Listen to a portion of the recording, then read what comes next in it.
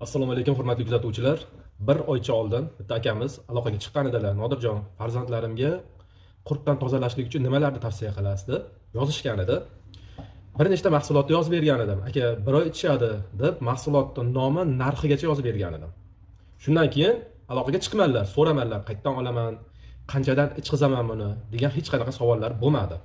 Telegram yozishmalarimga kirib qarasam, o'sha oxirgi spiskani tashlagan yozuvim turibdi xolos. Telefon ham bo'lmagan. Kuni kecha telefon qilib aytishyapti, Nodirjon, mahsulotlaringizni olib ichqizdim vallarimga. 15 kun bo'lib qoldi, 20 kunga qarab ketyapti. Siz bir oyda yaxshi natija bo'ladi degan edingiz. Hech qanaqangi o'zgarish sezmayapman vallarimda. Foyda qilmadi siz yozib bergan narsalar. Deyshodi, aka, bo'lishi mumkin bas unaqangi. Birinchidan, ikkinchidan aka, siz menga nechtadan ichqizasiz? Qanaqangi dozada beriladi? So'ramadingiz-ku aka. Nimalarni olib ichqizdi o'zi farzandingizga? Desam, siz aytgan narsalarni ichqizdim-da, so'ramadingiz-ku aka, qanchadan ichqizaman, necha mahal ichqizaman, qanaqa vaqt ichqizaman desam, orqasiga yozib qo'ygan-ku mahsulotlarni ichida bir kunda nechtadan ichib, o'shanga qarab turib beraveribman-da. Ular aka, menga tashlaychi mahsulotlar dedim. Nimalardi?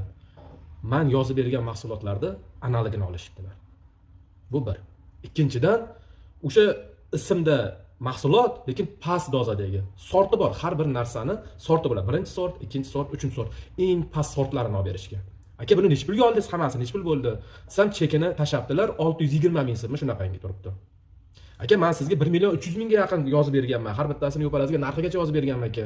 1 million 285 ming atrofida chiqqan edi aka shu narsalar. Siz deyarli 2 barobar arzoniga olibsiz. Desam, ha endi shuni berdi deb aptekiga borib so'rovdim. Ular aka dedim, sizga bir savol dedim. Nima ish qilardingiz aka desam, oshpazman deyishdi. Aka, men sizni qo'lingizga 100 ming berib 1 kilo osh damlang deyman. Xo'p deyishdi. Eplaysizmi desam, ha eplayman, zo'r chiqadi deyishdi. Ha bo'p. Endi yana 200 ming beraman-da, mana 200 mingga yarasha xarajat qilib 1 kilo osh damlang deyman. 100 minglik osh zo'r chiqadimi? 200 minglik osh zo'r chiqadimi? Odamlar yeganda mazza qiladigan chiqadimi? Desam, ha endi 200 minglik osh u boshqacha bo'ladi-da, Nodirbek.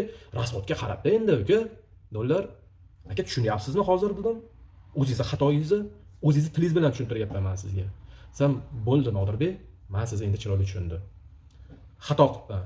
Nima qilay endi mana qolgan narsalar? Do'llar, uyda tovuqlar bormi desam, ha deydi. Ash tovuqlarga berib yuboring aka dedim. San tovuqlaringiz parazitdan ozgina bo'lsa ham tozalanib oladi. Baribir bir kun so'yib yeysiz-ku uni go'shini. Tuxumini yeyapsiz. San tovuqlaringiz tozalanib oladi desam, endi jalk ekanda ballaringizga bermay u narsani aka dedim. Battar u, prosta vaqt o'tkazyapsiz, pul o'tkazyapsiz. Desam, bo'ldi Nodirbek. Ayting bo'lmasam endi adresda. Qayerdan olishim kerak? Olganimdan keyin men sizga yana chiqaman. O'sha aytganingizdaqangi, xudo xolasa ketamiz deyishdi. Hurmatli kuzatuvchilar,